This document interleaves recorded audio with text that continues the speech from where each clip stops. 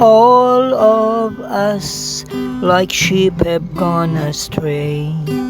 Each of us has turned to his own ways, but the Lord has made the sin of all to fall on him. Despised, he was rejected, to death subjected.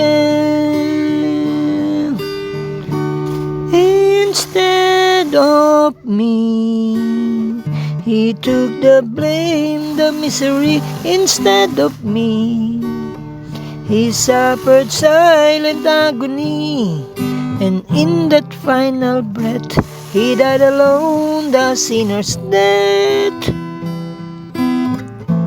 Instead of me,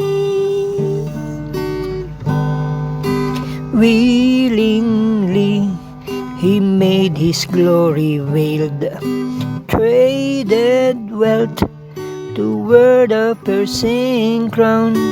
To the Father's one demand he met at Calvary.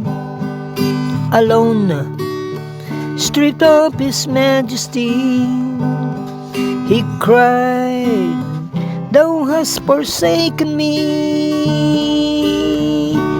Instead of me, he took the blame, the misery. Instead of me, he suffered silent agony, and in that final breath, he died alone, the sinner's death. Instead of me,